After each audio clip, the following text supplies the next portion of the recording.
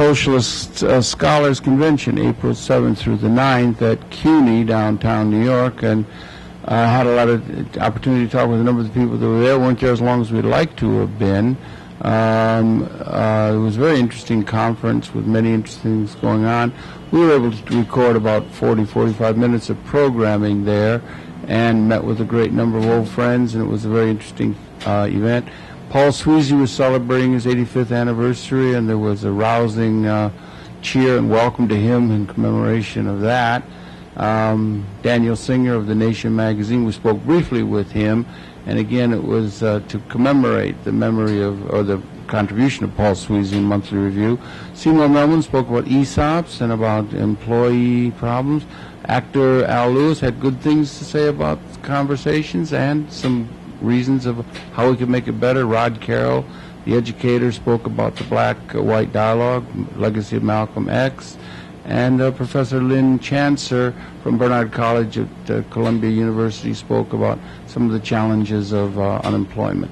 So it begins off with a commemoration or a rousing cheer for the 85th anniversary of Paul Sweezy. While we're standing, can I suggest that we sing Solidarity Forever? We'll start that. Solidarity forever.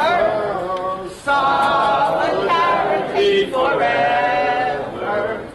Solidarity forever. For the union makes us strong.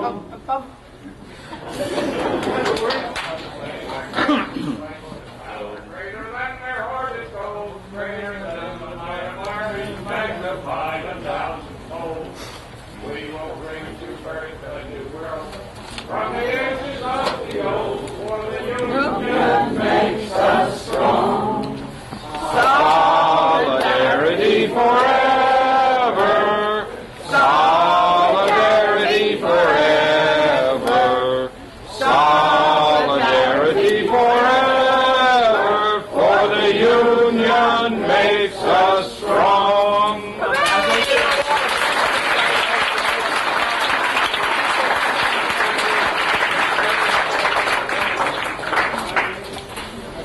Basil, you know all the choruses. Why don't you just keep going?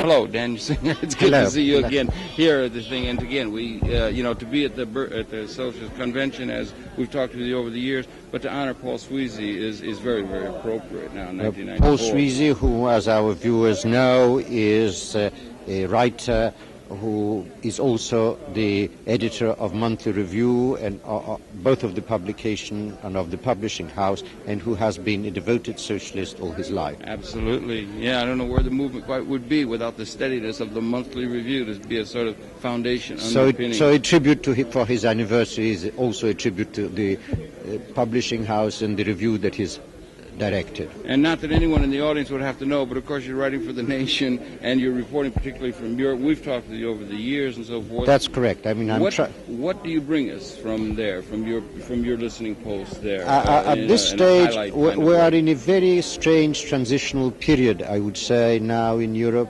where to some extent you will say that there was a period of unprecedented prosperity in Western Europe which lasted for 30 years after the war. Since then, things have gone the other way around, but it's only now that we're coming to a real test and the crisis is coming to a head.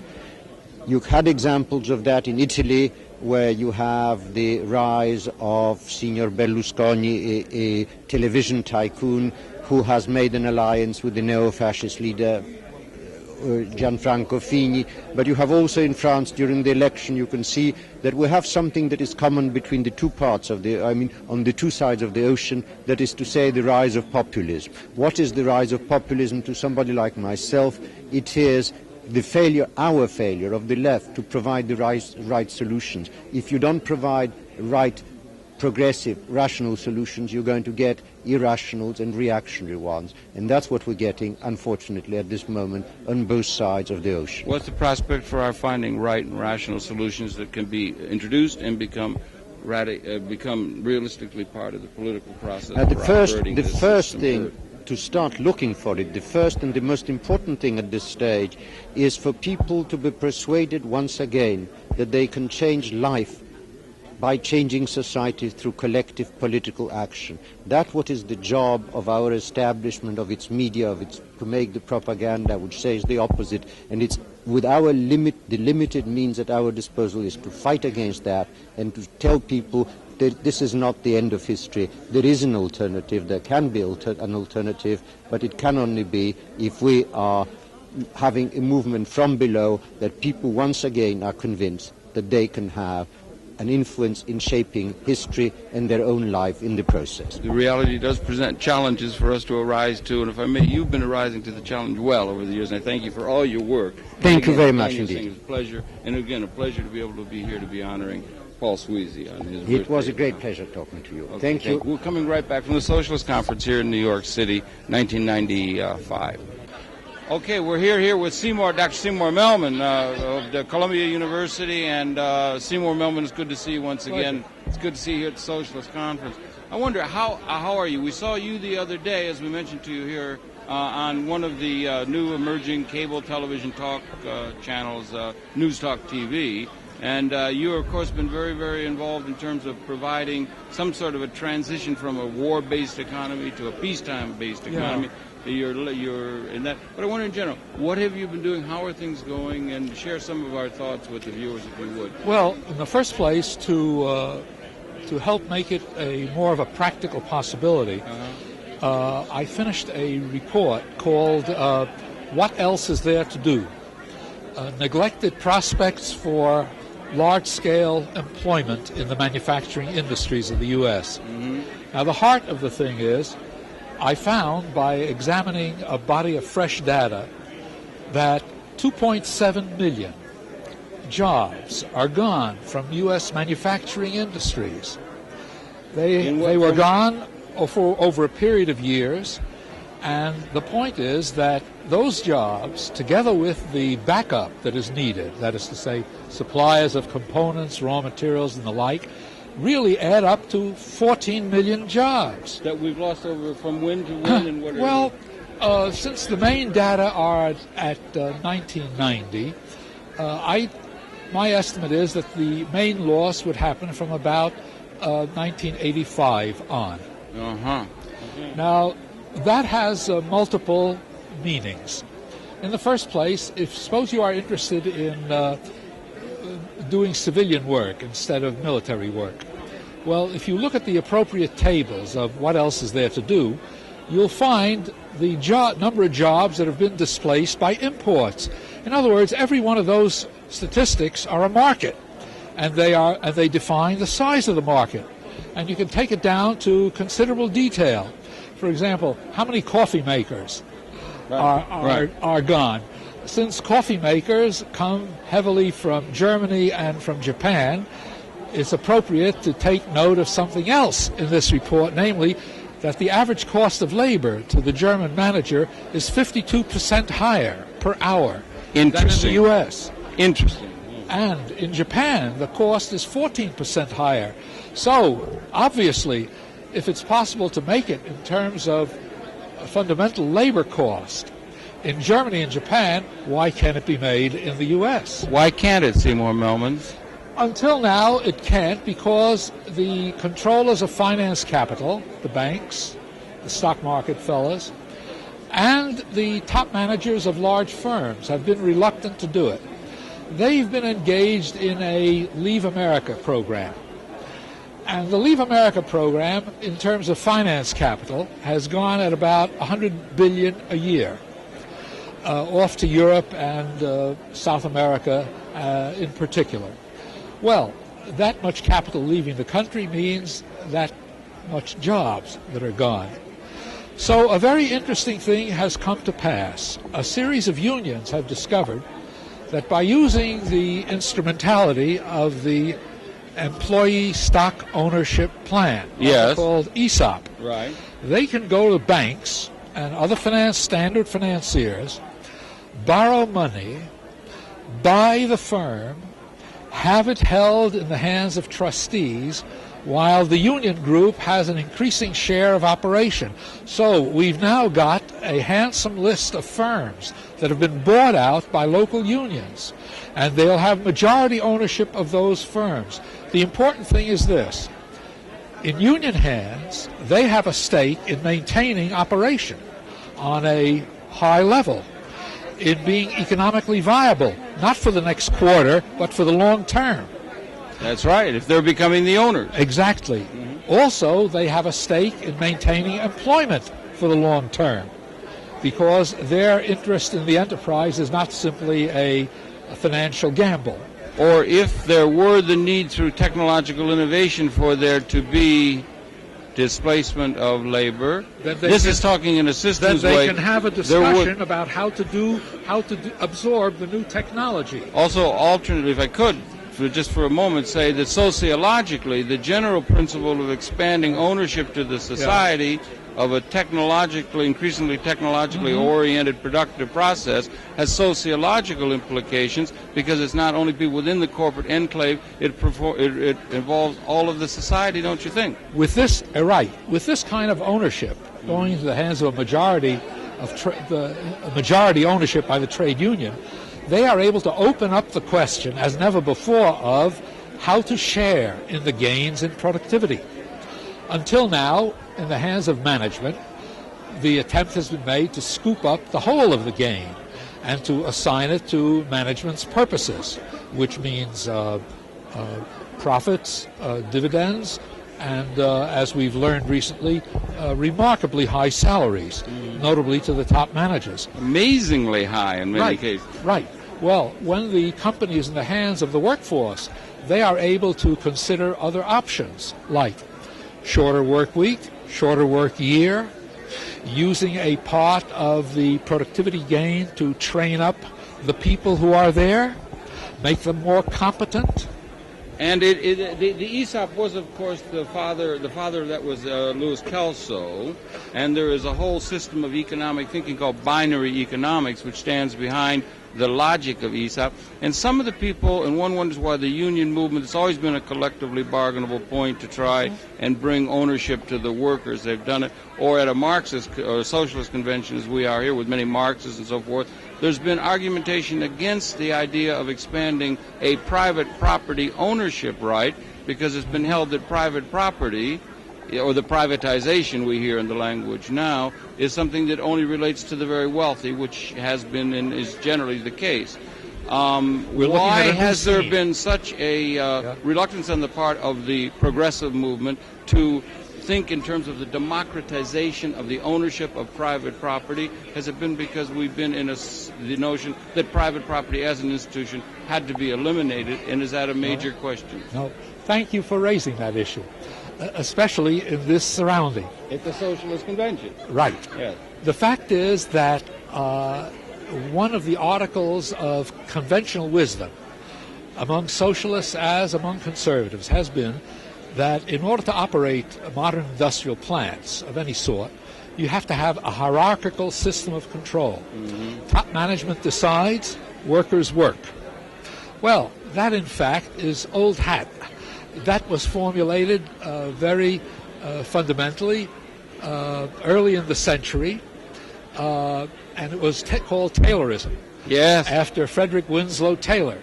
And the idea was that, that top managers would specify in detail what each worker was to do, and the workers had but to go through the necessary motions. Some people say Japan learned very well from Mr. Taylor and others. Stalin learned well from Mr. Taylor and the others. However, the whole thing is now old hat. It's old hat because the more recent development in technology, having been originated precisely by managers who wanted to offset the high wage of workers, has developed to a point where you can no longer have untutored, low-educated working people at the machines. If the machine is worth $1 million, you can't afford to have someone operating it whose only knowledge is when to push the button when it turns green and when to push another button when it turns red. So the increased complexity and cost of the means of production have made it necessary from the side of the general economy of production to train up the technical workers to the highest possible level. Well, that has resulted in a new look at the idea of what is necessary to govern and to decide production. It turns out that it is possible, in fact, very successful, for working people reasonably organized in a factory to have a lot to say about the production that goes on. Then you might say, well, what is the management going to do? First of all, under conditions of worker ownership and control, you will have fewer of the managerial occupations because there'll be no whip cracking over the workers. Management. Yeah. Well, the result is lower cost. Yeah. So that's a great big advantage right there. In other words, the newer technology is making it necessary and possible to train workers to a higher level of competence and thereby get greater economies. Well, there's great more we can talk about on this subject. It's a big one, but listen, Seymour Melman, it's really good to see you, and what a wonderful place to do it. Happy to bring you from the Socialist Conference, annual Socialist Conference, 1995 it is now, year after year, and happy to hear you talking about ESOP. It's interesting. Binary economics is an interesting theory. Seymour Melman, we'll be coming back. Thank you very much. Stay tuned. There's more coming back from the Socialist Conference. Again, Seymour Melman, thank you very, very much indeed. Pleasure. 5, 4, yes. 5, 4, 3, 2, 1. We're here. Oh, we are here. Al Lewis, and here we are, 1995. That's Some right. conference is getting a little smaller than it was last year, a little smaller than What do you think? It seems that it's a little bit smaller, but I am not. I don't care. I like the quantity, the quality. You know, that's right. Did you attend any of the seminars? Oh, yeah, absolutely. I did. Yeah, right. I attended 2 of them. They were so-so. So-so. Well, I have enjoyed your show. Oh, thank you. Much more than the 2 seminars I attended. Oh, I appreciate that very much. But you know gonna... what? You know what I hear? I talk too much. I really got to learn how to hone it down. No, you know how? You know how? I'll tell you how. I'll tell you how. Is that you have somebody stand there, a very obedient person, and he holds up a sign, and there's 2 words on it. Shut up! And 2 big guys behind him, right? 2 big guys right up there. If you don't, you're going to know why. As I told you before, Harold, there is nobody on television, I'm talking about network, forgetting about cable, who has as many interesting guests as you have had. I'm telling you, I don't care. I don't care. You name them all. Give them a chance because otherwise we are going to hate you. I don't want that. I know you don't want that. You understand? I know. I want to find out. I want to agree or disagree with your guests. And I can't if you keep like a chicken. Yeah, I know. The a priori mystery. I could go into I want to ask you something. Was your mother heavily influenced by a chicken? No, I think not. As far as I know. As far as I know, she was a dear thing. Thing. Yeah, I tell you, it was such a great, pleasant surprise to see you here. Well, it was pleasant. And for me, I'm sincere about this. I appreciate it. For me, for what you do, and you succeed, the majority of time, it's an honor for me to be here with you. Well, it's an honor for me to be here with you. I really appreciate those words, and I'm going to try and take some of what you say to heart. But I'm really sort of don't know what to say because I feel like I shouldn't say anything because I'm not supposed to say anything. I talk too much. I don't know. Maybe I should stop talking and everything like that. But I have been enjoying this and your career over the years. Thank you. Contribute. Thank you. You've been coming regularly to this, right? Yeah, we were here last year, and How do you feel about the prospects for the human prospect? I mean, how do you? I think the system will outlive both of us. Yes. Words of wisdom from the Socialist Conference of 1995. I mean, this guy who was holding up the paper there, right? Right. I remember his grandfather holding up that same paper. Yeah, right. Workers' Vanguard. The same thing. The same thing. No, I mean, this system, I wouldn't say it's impenetrable. You and I, we make a little dent here and there. That's all we are. We're little ants. That's all we are. That's all we are. And you know something? What's that? You have to have fun doing it. Yeah, we should have fun. And You you should be can't able to have fun. get down on yourself Right. because you're not making the big push, breaking through the blitzkrieg. Right, the History blitzkrieg. doesn't work that History way. doesn't work in No, blitzkrieg it anymore. doesn't work that way. Yeah. It doesn't work that way. Yeah. Hey. Okay, it's well, been a listen, pleasure. thank you very much. It's a I'm pleasure. going to I go really and get appreciate the good something to words. eat. Okay, that's all right? a good idea. Good, What are you good. going to get? What are you going to get? What are you going to have? I don't know. I'm What are you gonna gonna walk have? Maybe. around What are you going to get? Like downtown. something real or just a snack or not? What are you going to get? What are you hungry? You real hungry? Or are you just a little You know, now you presented a problem, I know, and exactly what the decisions, system does. It gives you problems. Right. Too many choices. Well, whatever it is you eat, I hope you don't get God bless indigestion. you. God bless Thank you you. very much. Thank for you, the good Harold. words. It's a pleasure, and Thank thank you you. for all your work. Thank you, Harold. Okay, coming back with more from the Socialist Conference here in 1995. That's it. Thank you very much. Coming right back.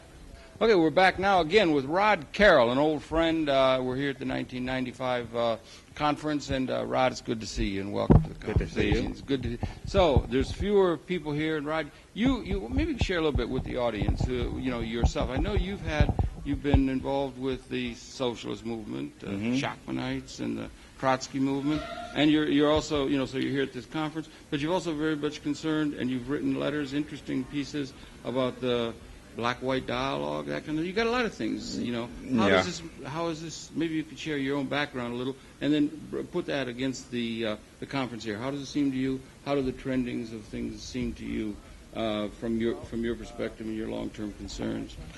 Well, it's unfortunate that the conference does not hold out any change in strategy or any for the black movement. There's not that's not very much under discussion. What's being discussed here is the legacy of Malcolm X, which is very interesting. Malcolm X was a very interesting man. He was a man whom I admired, with whom I disagreed, but I did admire him. In what way did you disagree? On what points would you have disagreed with Malcolm? Well, in his Muslim phase, what I regard as black racism, that the idea of the white man being the devil, and later on, he moved to a socialist position. He was getting better. He kept getting better, and I admired that about him. I also admired the fact that he had not collapsed under the experience of being in jail. He was like Mandela. He spent the 12 years in jail. He used those 12 years very profitably. He studied. He developed his mind. I admired that about him. But I don't think that he or that anyone articulated a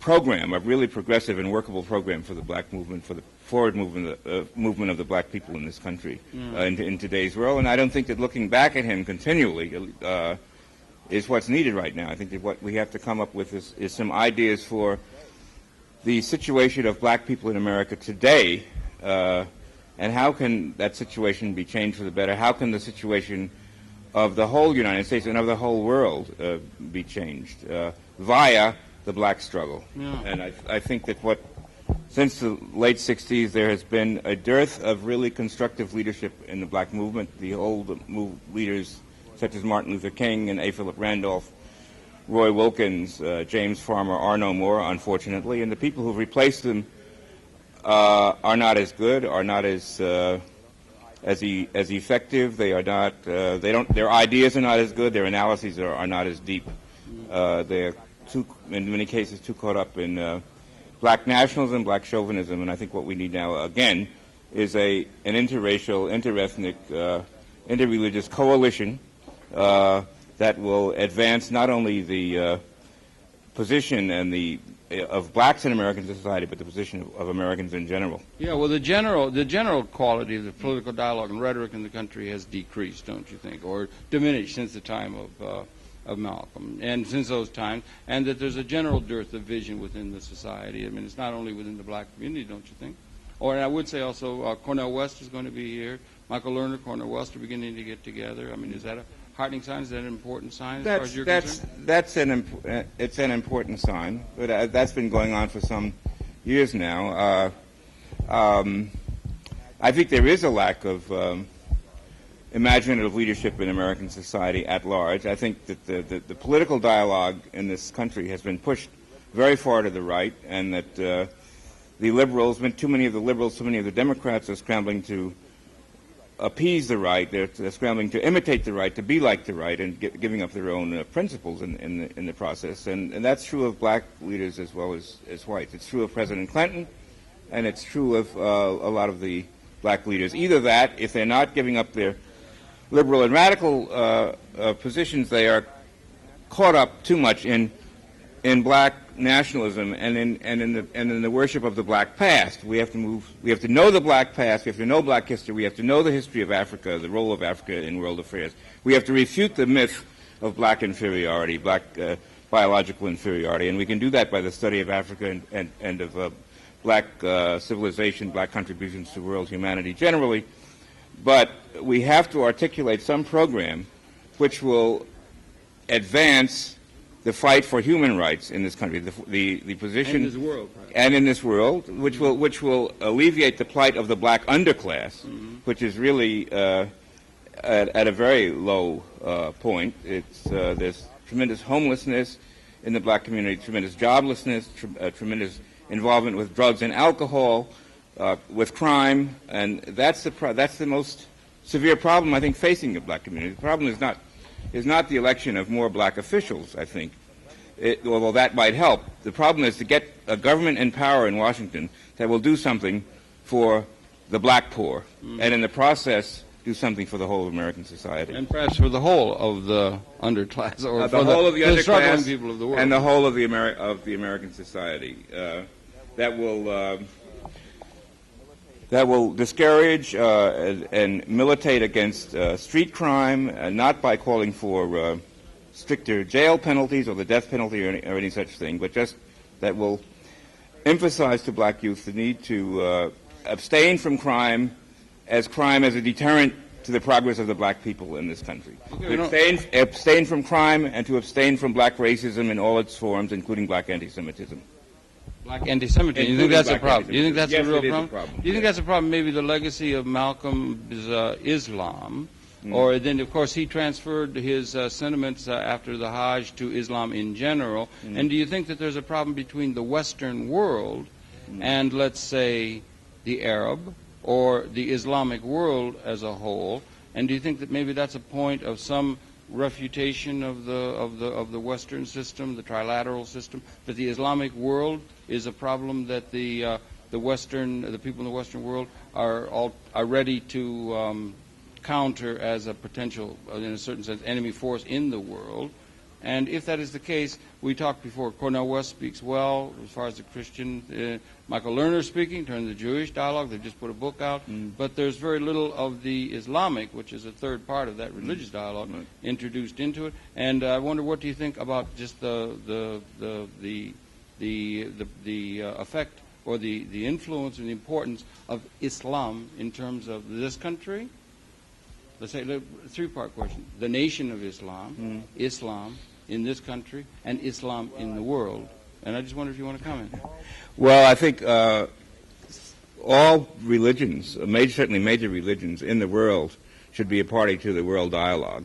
Not just the blacks, or not just the Christians and the Jews and the Mohammedans, but Hindus and Buddhists. I think all major religions should contribute to the world dialogue aimed at improving the state of human beings on the planet. All religions should participate in that. And the Islamic religion is so numerous, it's such a huge religion, it represents so many people, that certainly it should be a party to any kind of discussion that American religious leaders or that international religious leaders or international political people undertake. Yeah. I was just wondering, was that part of, you mentioned and you brought up the problem of black anti-Semitism specifically. Much of the anti-Semitism has been directed at Palestine, Israel, Zionism, and so forth has been the source of that, and that naturally brings in Islam as one of those that have been, in the minds of some, the Islamic faith and the people of Islamic faith, the Palestinians, have been in a certain sense, made into a Untermenschen or something of that sort in the establishment of Israel and Zionism. And I wonder if that's part of black anti-Semitism comes from that. Is there a connection or not? Or if not, where does black anti-Semitism come from, and where does it fit into the national dialogue as a problem, as you said, a major problem that you mentioned? Right. Well, I think that to the extent that the Palestinians in Israel have been mistreated, a lot of black people are going to feel sorry for them and sympathize with them and identify with them. But I don't think that the mistreatment of the Palestinians is a major source of anti-Semitism among American blacks. I feel that the major source of anti-Semitism among American blacks springs from the American racial situation, the fact that there were Jews involved in the slave trade. The slave trade was not a Jewish conspiracy. It was not majority Jewish. Probably only a very small minority of people of the slave traders were Jewish. But there were Jewish slave traders. There were Jewish slave owners. There were Jews who supported the Confederacy in the Civil War. There were Jews and perhaps are Jews who practiced discrimination against American blacks economically, politically, and socially. And that's, I think, the part of the problem. Also, I think the American black community has tried to curry favor, or elements of it have tried to curry favor with the white Christian majority by adopting the white Christian majority's anti-Semitic attitudes. And Do you think the white Christian majority has an anti-Semitic attitude? Yes, I do. Historically, in this country, there's been a lot of discrimination against Jewish people in this society, most of it by whites and not by blacks. And so I think, yes, there certainly has been, and there still is, a lot of anti-Semitism among the white population. And black anti-Semitism stems to some extent from the white anti-Semitism in the society. The African slaves, I doubt that they had ever heard the word Jew until they came to this country. Yeah, right. And they learned it to some extent from the white Christians, and they adopted it in order to curry favor with the white Christians. Mm-hmm. Just as many white Jews have adopted anti-blackism to curry favor with the white Christian community out of fear of anti-Semitism if they don't. Interesting. Yeah. Interesting thought. Well, listen, we only just get started. There's a lot we can go on. You've raised a lot of questions. But anyway, thank you, Rod. Really, very much sorry we don't have more time. It's pleasure. Rod Carroll. Hope we could do it again. That. And again, we're here at the Socialist Scholars Convention 1995 in New York City, and it's a pleasure. We'll be coming back with more. Please stay tuned. Thank you very much again, Rod. Thank you very much. Now, back again now with Professor Lynn Chancellor of the Sociology Department at Barnard College, and she was part of the panel here at the Socialist Scholars Convention 1995 on the problem of perhaps technological displacement, and also on the question of how we're going to do income distribution and some of the problems. And Dr. Chancellor, Lynn, if I may, welcome very much to Conversations. You had very many interesting things to say. Stanley Aronowitz was in the panel with you, and he was talking about his book. It's called, what is it? It's called The Jobless Future, and the possibility of technological displacement and income problems within our society. You're involved, and you said many interesting things about the need to get a sense of guaranteed income as far as the society is concerned. Maybe you could talk to her just sort of. Well, I took that argument. It comes out of Stanley Aronowitz's and Billy DeFazio's book, but it's also been talked about back in the 1960s, but I think it now could take a different context insofar as it strikes me that a very important way of dealing with the future technological displacement of jobs will be through the provision of some kind of guaranteed income. People are feeling enormous degrees of anxiety about the loss of jobs, the anomic nature of where jobs are being lost, the insecurities and sense of concern that is initiating in people. And what I was arguing is that there are tremendous advantages to some sort of guaranteed income as a way of at least providing a floor from which people can't seek beneath that in order to deal with the job displacement that's occurring, but also to begin to, as I think our panel was arguing on the whole, to separate work from income. It's interesting. That's an interesting concept. One harkens back to the ad hoc committee on the Triple Revolution, if you remember that, where they were talking about that question. But that's interesting, to delink income from work? Yes, because if in fact, if the thesis of Jeremy Rifkin's book, if what Stanley and Bill DeFazio are arguing in their book is correct, then one cannot count on the creation of jobs any longer. In addition, it was part of an earlier utopian vision on the left in the United States to hope that, in fact, one could go toward a shorter work week, toward less work, toward more freedom of being able to organize one's own time independently.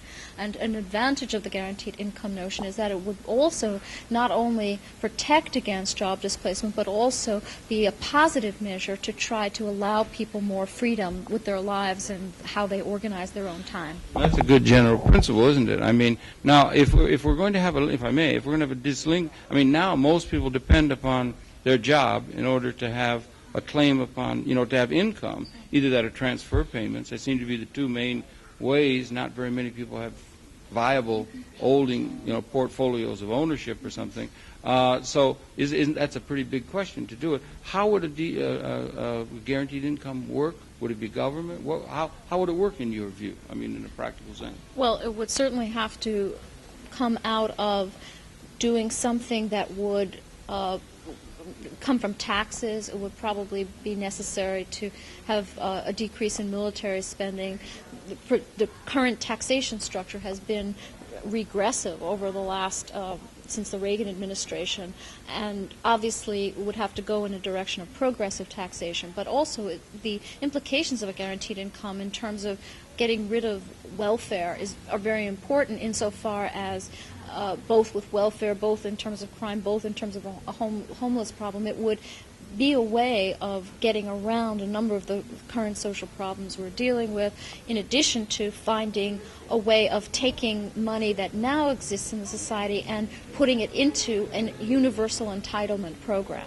A universal entitlement program that would involve the government in this through taxations. We just had Mr. Gingrich and so forth in the attack on the principle of welfare, or distributing according to need. The general proposition that we will distribute according to need in any kind of way is being under attack by both the Republican and the President and so forth. The whole notion of universal entitlement is not solidly ensconced in American life, and this is part of the problem. This is what you say it should be. Absolutely. Okay. I mean, health care was something that was going to move us in the direction of universal entitlement. I think President Clinton should have been willing to fight for a single-payer system, which would have begun to develop a notion of rights, of entitlement, which in the American context, in American culture, we don't have a strong notion of rights. Do you think he decided not to do that because he was told or advised or came to the conclusion it was not politically viable position to take in terms of the society? And did the election of 1994 indicate that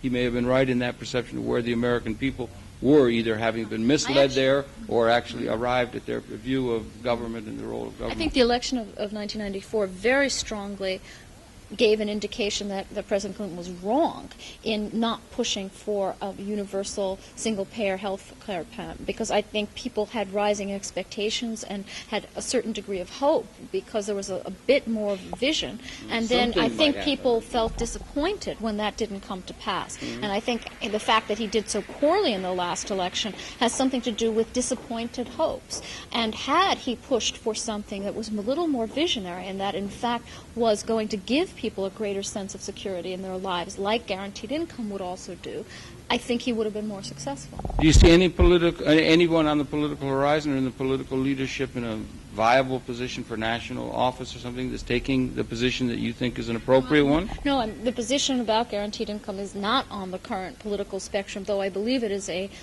left-leaning proposal, and I don't think that more radical left-leaning solutions are, in fact, out of the picture. I think they're very important to begin speaking of how we would, in fact, make sure that people do have at least some basis for a decent income so that they don't have to spend so much time worrying about their survival. Yeah, and it might be good to underline. We mentioned Jeremy Rifkin's book, The End of Work, which is a major work, and Stanley's book is the jobless future, and the question be that people are not going to have these jobs that traditionally has been the source of security. They're going to be going away technologically, and there needs to be a secure underpinning to the society in order for there to be, and you think this could be a major organizing principle. Absolutely. The guaranteed income should be by socially aware people, and perhaps as more and more downsizing takes place, it comes into the upper echelons of management, it comes into the professions.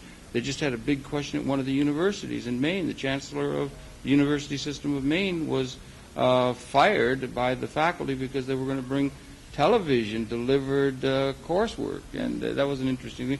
Might be able to begin to come into education, other places. Exactly. There'll be more and more people discontented, and so there's going to be, from that discontent, there might be more and more people. If you could come over here, there might be more and more people who would be able to see the importance of this principle that you're raising as a central one around which to organize, and the specifics of how we do it would be able then to be discussed, but to bring that up as an issue, and the political climate might be ready for that more than a lot of people might think. Sure. Well, also one of the themes of the panel this afternoon was that this is not a problem that's only affecting people at the lower income levels of the economy. It's affecting people who are in so-called knowledge jobs in the service sector. It's affecting people in universities. There's a case study in the book about people who are in biology, and or if you're an architect and you're moving toward computerized technology, that this is having the effect of displacing jobs and not necessarily recreating those jobs. So I think people are very concerned that when they lose their jobs, they may not necessarily find another one, yet we have this idea floating around that people will find other jobs. And why you need guaranteed income, among other reasons, is to ensure that people, in fact, if they do not have jobs replacing them, they have at least some cushion for survival. Yeah, well, we've tried to do that with our, safety curtain, or our, the safety net and that sort of thing, Social Security and other kinds of things, but it doesn't seem to be adequate, and they're even under attack. So that's you probably put your finger on the major problem, and economic insecurity is the major source of insecurity for most people, I should think, and it's coming, the angst that is there is probably why there's been such political dissension in these vast elections, and there will be in 96.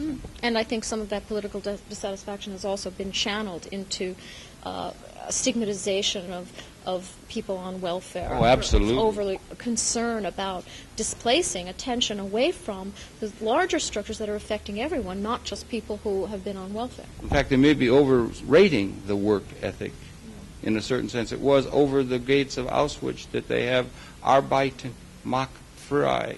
That work makes you free. There may have to be some sort of alternative system, and you said delinking it to work, and it might be that, or to jobs, and it might be that you put your finger, Stanley and Mr. Rifkin have put their finger on a major question that still isn't being raised in the national consciousness. Mr. Clinton or any of these normal people, or within socialist circles generally. Definitely. Okay, and it's a major problem. Well, listen, we could go on talking great length, but thank you really very much, right? And I would remind you then, in the cable, if you could, in the cable audience, it's your pleasure to have the reception of Professor Lynn Chancellor. She's with the Columbia University Barnard College Sociology Department, and we are here speaking at the Socialist Scholars Convention 1995. And thank you very much for the panel and for the participation.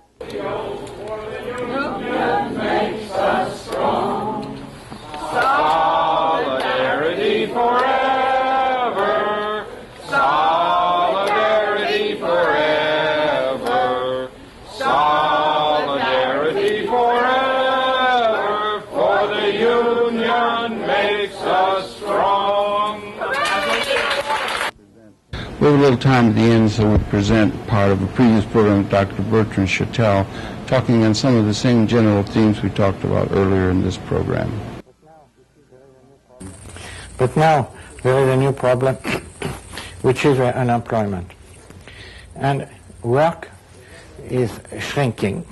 The volume of work available to be done is shrinking because there is automation, robots, there is an entry into the workforce of women since several years, which has doubled the work demand. And therefore, we have a new phenomenon, which is a shrinking of the work available and an expansion of the needs of the population, which has to eat, and when they are unemployed, they receive no money. Because our system is such that it is rewarding only the minority of a population which is employed. And when you have in developing countries, for instance, 30%, 40% 60% of the active population which is unemployed, you realize that the majority of the population of this planet is unemployed. And the minority is employed. And we are, by our system, we are providing money, income, to this small minority of employed people. The well-to-do. Excuse me? The well-to-do people in the world, right? In a sense, yeah. And then our system is completely neglecting all those who cannot find work. This is not their fault because there is no work available. Now, let me ask you, some people would say we've had all kinds of economic... You're an economist. You studied economics. You studied Adam Smith and Say's Law and Ricardo, and we've got Schumpeter, and we've got Lord Keynes, and we have Karl Marx, and all of these different kinds of systems of economic analysis and so forth to try and understand. And most of these would have said that for instance, agricultural workers were displaced by cotton-picking machines, the owner's task, picking the cotton, they then went into the factories that Henry Ford built in Detroit and provided the labor and found more labor opportunity in the factory making automobiles as the labor on the agriculture was displaced in the American economy.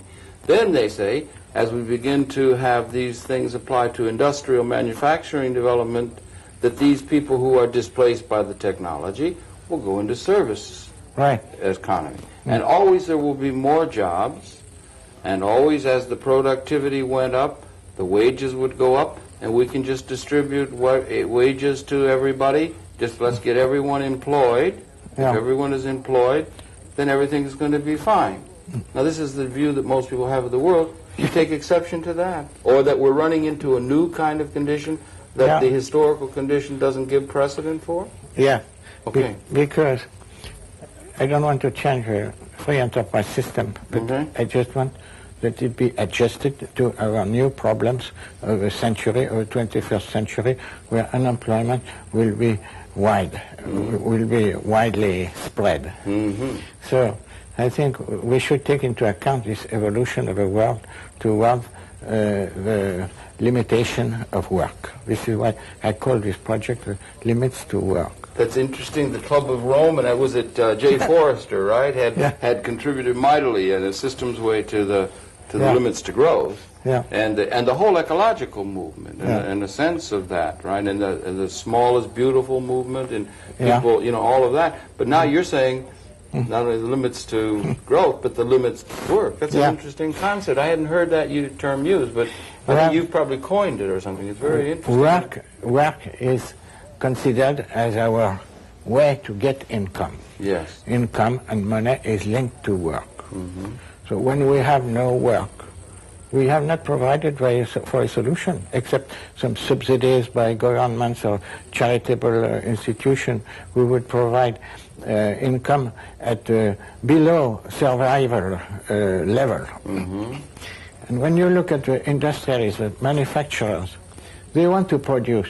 Unfortunately, the majority of the consumers is out of work, has no money. So their market is limited, is going down. Absolutely. Instead of having a full market of a whole population of a planet with money to spend. Now, I'm going to be a little devil's advocate with you, right? John Baptist Say, who was at Carroll at the time of Adam Smith, used to say that supply creates its own demand, that there will be a supply that will be created by its own demand. And what do you say to the argument that most of the decision makers of the world, mind you, Mr. Clinton, Robert Reich, they are saying high skill, high jobs, high skill, high paying wage jobs, let's create. Newt Gingrich here in the United States or other world leaders are saying that the technology will create more job opportunities, just as Henry Ford's factory created more job opportunities for the agricultural workers. They said this has always been the technocrats and the Luddites who are worried about technological unemployment. Always more jobs were created, and more jobs will be created in this world, and we shouldn't worry about this. What do you say to them? Well, I say that we can observe in the world that instead of this dream of technology producing jobs and jobs producing income, we see exactly the reverse. We see the technology killing the jobs. And therefore, we have more and more unemployed. This is what we see in the market of labor at the moment. And therefore, we have a situation where the producers produce their goods, they store them in the shops, and then you have pedestrians walking in the streets, looking at these goods, from which they are separated by a very thin sheet of glass, and also plastic by the emptiness of their wallets. Yes, exactly. And this is our situation. And the manufacturers, they would like to provide more and more goods. They can't because these people are unemployed. How, and it's global. It's not only, we see it, I mean, in France they have unemployment figures of 14% or something. Yeah, they France, tolerate very high unemployment figures in France. And here in the United States, where it's more deregulated or something, we have a lower unemployment rate, but many of those jobs, there are many people working full-time, and they can't, they're still in poverty. Even, you know, there's even a group of people who work full-time, they're fully employed, and they can't manage to maintain a home. Fully employed, homeless in the United States because their wages pay so little. Not many, but there are some like that. But it's also on a world scale, isn't it? It's a global problem. For instance, the United States is fortunate to have at the moment only 5% of the workforce which is unemployed. But in Europe, you have a figure of about 10%, 12%, 15%. If you look at the youth, you have these figures inflated very much because you have the young people below 20 years old, 25 years old. They have figures of unemployment of 25%, 30%, 35%. Those are the rates we had during the Great Depression in 1930. Right. And in China, for instance, we have privatization, which is supposed to provide so many jobs. They are now forecasting that a level of unemployment in the year 2000 will be 260 million persons. Holy mackerel! Excuse my language, but in China alone. China alone. Well, I've seen some figures where there's as many as 800 million now that are or underemployed in the world now. So I mean, it's a global problem, as you say. Global problem. And this theoretical dream of all these jobs being created. And didn't it, if I may again, drawing upon your knowledge as an economist, right, that that until 1973, as productivity rose, so also did the wages rise of a great number of people and in general. But somehow after 1973, while productivity even might continue to increase, the level of wages slowly leveled out and have begun to come down. And even in industrial giants like the United States, this loss of income and future projected loss of income is felt even by not only the people at the lower end of the scale, but it's beginning to come into the middle classes in what we call downsizing and people who've been laid off and technologically dislocated, right? Yes, you are right. Because, and what is the cause of it? Because we have entered in a global market where the labor is competing from Sri Lanka to Japan to Hong Kong to India, competing with the labor of United States or Europe. So with very low wages, no social protection. Women working for very little wages. Even children working. Even little children, 8-year-olds, Dickens. So we are considered unemployed. They are considered employed, but employment of children. The centrally planned economies of former Marxist countries, former Soviet Union, the community of independent states, they had a kind of full employment at a very low level. They got a very low income, but the system, as you mentioned, was trying to get employment to everybody. This has collapsed, and there, at the same time, a big hope has started on the free enterprise systems in all these countries as a way to provide full employment. And this is their hope, and they have believed in that. And if we continue to deceive them as regards employment, this would be a very strong blow to the principle of the system. And therefore, we have to think about reorienting the free enterprise system so that it includes the needs of the unemployed. Otherwise, we will face explosions. Sociological, like in the crisis of 1999. Unemployment, 40% in the United States, sometimes 60%. Coffee burnt in the president, all these things. And therefore, we have to find a new remedy. We must think anew. We must think anew, and this is something that has been concerning you as a scientist and as an economist for a considerable period of time. And you've been helping to move things in that direction when you were at the United Nations, and you continue to do so as an international consultant. Are you optimistic that there's enough willpower and enough brain power, or enough vision? I am. Mr. Bush used to deride the vision thing. He would say, but thousand lights. But do you think that we can summon a vision that can begin to think anew? Because people are very accustomed to change, and a change of view is very, very difficult. The institutions are in place from history. I am optimistic, and I'll tell you why. In the science and technology, you have witnessed since 2 centuries a fantastic array of innovations. The world has been completely changed in regards to science and technology. But in the economics area, you don't see this change. It has not happened yet. So therefore, my hope is that the economists will start thinking a new system, just like the scientists have imagined communication, telecommunication, television, all this communication world which we have now. And therefore, the economists are behind. I am sorry to say that, but I think this is their turn to start innovating boldly. Or maybe, as they said, there's a saying that the war is too important to leave to the generals. It may be that this question of the broad economics is too important to leave to only the economists, or even to specialists who are specialized in a particular field. It's been a specialist path that has led toward extinction of so many species in the evolutionary development.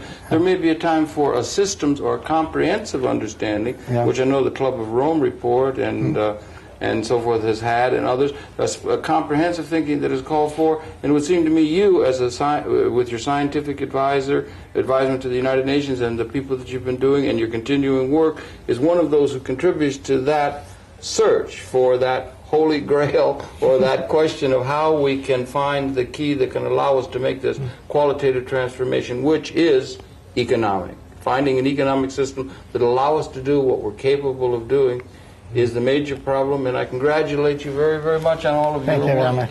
And I thank you very much for coming into the program. We've just scratched the surface, but great pleasure to meet you. It's a great pleasure to meet you, sir, and it's been your pleasure in the cable television audience to have the perceptions of Dr. Bertrand Chatel. Again, he's the former scientific advisor to the United Nations, or of scientific applications to the United Nations. Continues as an international consultant in these matters. He's in the phone book in New York City for those who would like to be in touch with him, and happy to have been able to share those perceptions and to have welcomed you to Manhattan Neighborhood Network. And we here on Conversations invite you to tune in. We'll be coming back again next week. That's it for this program. Dr. Chatel, once again, thank you very much for coming in and for all your work. Thank you very much. Until next time. We just do that, but so we'll have it. We ought to try and get together here in, in the next couple of 3 weeks or so. Maybe with Michael Kagan and some of these other people. We could have lunch in the UN one day. And also Mr. Rifkin, perhaps. Yeah. You know, we could have a lunch in Radio N. Yes, try perhaps, to yeah. make a discussion and continue our discussion. Yes, I Yeah. think we've only just begun. And then I have papers I want to send you, okay? Some All right, literature, yeah. and I got your literature. Yeah. So, and we could perhaps try and address address this problem together. Yeah. Yeah, I will be glad to. Or with others, yeah, because Yeah. it's a major one, and we'll be doing that in the. It's been a pleasure talking with you. I'm sorry we had a little we've had some of this difficulty, and things are rushed always when you're in the studio. But